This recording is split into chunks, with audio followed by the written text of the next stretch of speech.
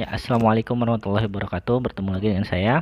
Uh, Semoga sampai pada hari ini, saya harap kalian masih tetap dalam keadaan sehat walafiat. Ya, kita mulai saja. Insya Allah pada hari ini kita akan belajar biologi. Next. Nah, bab yang akan kita pelajari pada saat ini, untuk saat ini yaitu pertumbuhan dan perkembangan. Ya, hanya saja untuk subbab pertama ini kita fokus terlebih dahulu pada pertumbuhan dan perkembangan pada tumbuhan.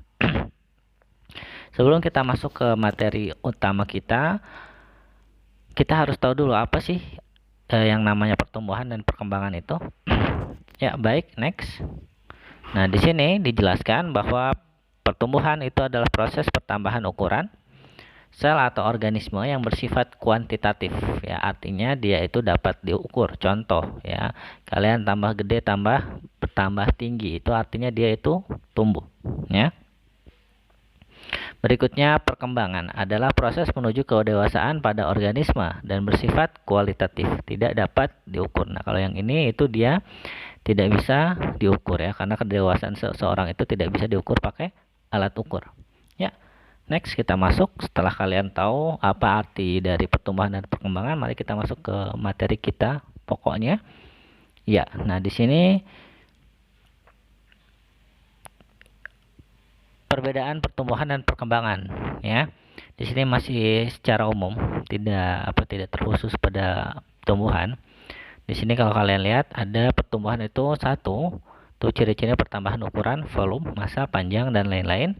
Dua, disebabkan ukuran sel-sel yang membesar disertai pertambahan jumlah sel. Nah, terakhir seperti yang tadi dijelaskan itu bersifat kuantitatif atau tidak dapat diukur. Masuk ke perkembangan. Perkembangan yaitu proses menuju kedewasaan, perubahan teratur menuju keadaan yang lebih tinggi, teratur, dan kompleks. Berikutnya, sel-sel yang berdiferensiasi menghasilkan perbedaan struktur dan fungsi. Dan yang ketiga itu bersifat kualitatif atau tidak dapat diukur. Satu lagi yang terlewatkan di pembahasan masalah perkembangan dan pertumbuhan ini yaitu pertumbuhan dan perkembangan itu dua-duanya bersifat irreversible, ya, atau tidak bisa balik lagi. Jadi kalau kalian udah tumbuh tinggi itu nggak mungkin kalian nambah pendek gitu, ya. Jadi dua-duanya itu bersifat irreversible, ya, nggak bisa dibalikan ke keadaan semula. Ya, masuk. Nah, di sini kita masuk ke pembahasan utama kita yaitu pertumbuhan dan perkembangan pada tumbuhan, ya. Nah, di sini saya tuliskan apa yang mau kita bahas sekarang, ya. Jadi pertama itu satu, pertumbuhan dan perkembangan zigot menjadi embrio, ya. Yang kedua itu perkecambahan, ya. Dan ketiga pertumbuhan, yang dimana pertumbuhan itu dibagi menjadi pertumbuhan primer dan pertumbuhan sekunder. Namun untuk minggu ini insya Allah kita hanya membahas 2 dari 3 materi yang ada di sini, yaitu pertama pertumbuhan dan perkembangan zigot menjadi embrio. Nah, yang kedua itu masalah perkecambahan. Masuk ke pembahasan pertama kita yaitu pertumbuhan dan perkembangan zigot pada menjadi embrio.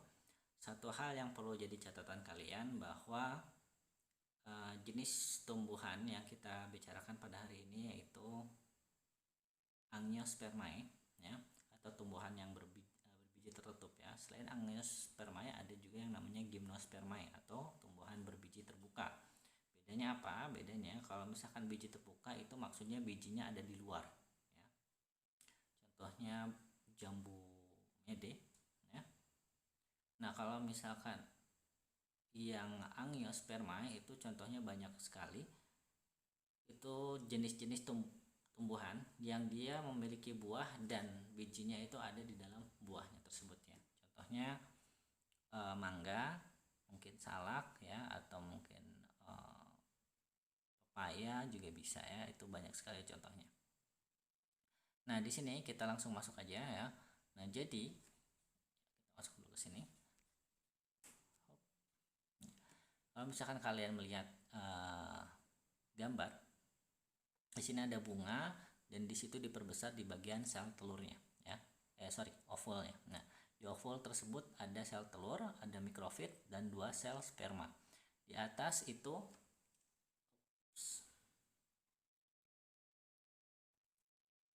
ya, di bagian atas itu sayang sekali terpotong ya. Harusnya di sana itu ada namanya inti polar.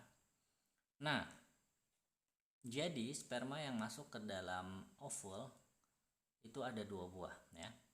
Yang pertama, jika misalkan sperma pertama melebur dengan sel telur, maka dia akan membentuk yang namanya zigot ya. Nah, setelah sperma pertama itu melebur dengan sel telur, maka sperma yang kedua, sel sperma yang kedua itu akan melebur dengan antipolar yang tadi saya sebutkan ya. Sehingga nanti dia membentuk sel tripoid ya. Ya.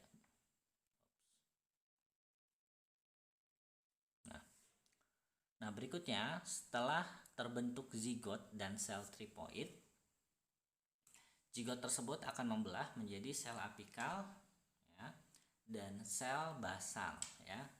Sel apikal itu letaknya bagian atas ya, kalau misalnya kalian lihat di gambar.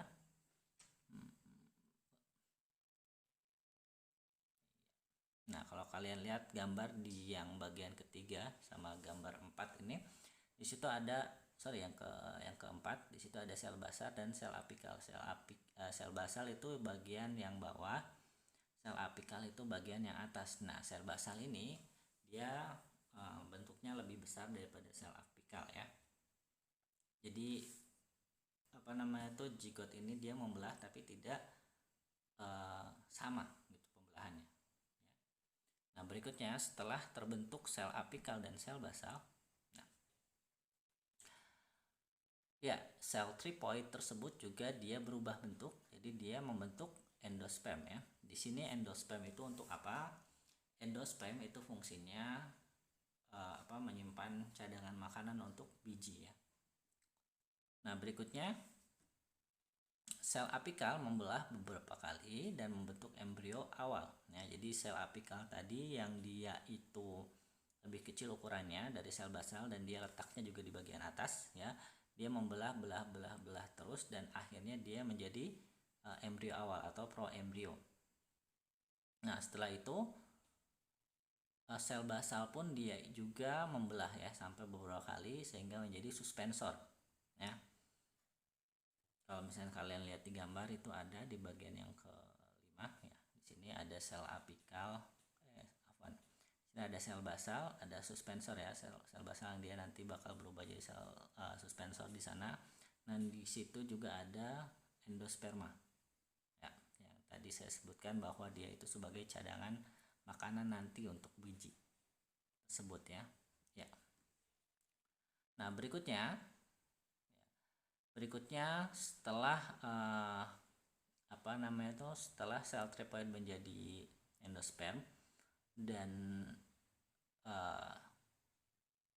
sel basal menjadi suspensor, masuk ke tahapan embrio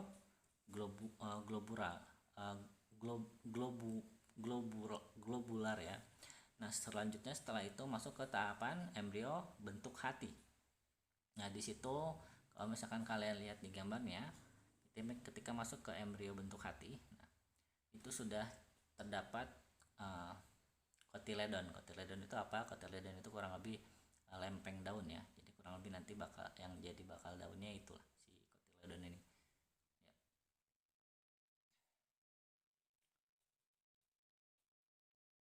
Ya, daun lembaga Nah, jadi kotiledon itu bisa disebut juga daun lembaga atau nanti yang dia akan jadi daun ya. Nah, setelah masuk ke tahapan embrio bentuk hati, masuk ke tahapan embrio dewasa yang mana dia itu nanti memiliki radikula, plumula, epikotil, hipokotil dan kotiledon ya. Di sini radikula nanti akan tumbuh jadi akar, plumula itu akan menjadi kuncup atau ujungnya yang bagian atasnya.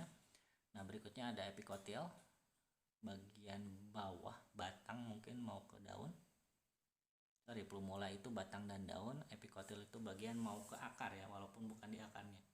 Nah, berikutnya juga ada yang epikotil, dan terakhir ada kotiledon ya. Nah, jadi embrio dewasa itu dia udah memiliki bakal akar, bakal batang sama bakal daun ya, dan juga dia punya kotiledon. Ya, sebelum kita masuk ke perkecambahan, ada yang perlu saya sebutkan, jelaskan sedikit. Nah, jadi tadi saya sebutkan kalau misalkan endosperm itu dia fungsinya sebagai cadangan makanan. Hanya saja untuk tumbuhan diploid ya, bukan diploid tapi dikotil. Jadi tumbuhan itu yang buat angiospermae dibagi jadi dua lagi ya. Tumbuhan berbiji tertutup itu ada dua. Ada yang namanya dikotil sama monokotil ya. Dikotil itu apa? Dikotil itu kepingnya dua. Contoh kalau misalkan kalian pernah makan kacang ya. Kacang. Kalau misalkan kalian buka kacang itu kadang si kacangnya itu di dalam itu udah kebelah duluan. Dan kalau misalkan kalian lihat ketika terbelah itu emang dia itu seperti yang memang terbelah gitu, bukan yang dipaksa kita terbelah. Contohnya kalau misalkan kalian ada jagung ya, satu butir jagung, satu jagung ya, bukan satu jagung banyak itu bukan, tapi satu biji jagung yang kecil. Kalau misalkan kalian belah itu nggak semudah kalian membelah kacang jadi dua ya. Kenapa? Karena jagung itu dia monokotil atau kepingnya satu, dikotil itu kepingnya dua ya. Nah, di sini yang saya akan tekankan yaitu untuk tumbuhan dikotil ya, di buku kalian, di PDF kalian juga ada penjelasannya. Untuk tumbuhan dikotil itu dia kebanyakan tidak memiliki yang namanya endosperm ya, yang tadi saya sebutkan bahwa dia itu jadi cadangan makanan. Adanya apa ya? Jadi ketika nanti tumbuh menjadi embrio dewasa, endosperm yang ada di tumbuhan dikotil itu semuanya hilang. Sebagai gantinya cadangan makanan nanti akan dialihkan ke kotiledon ya. Makanya kalau untuk di tumbuhan dikotil itu bijinya itu tidak ada yang namanya endosperm ya, beda dengan yang namanya monokotil atau keping tunggal. Untuk tumbuhan monokotil itu ada yang namanya endosperm yang fungsinya dia itu sebagai cadangan makanan ya. Kalau misalkan di dikotil itu cadangan makanannya diberikan tugasnya atau dialih fungsikan ke kotiledon itu tersebut ya. Ya, masuk ke pembahasan berikutnya yaitu perkecambahan.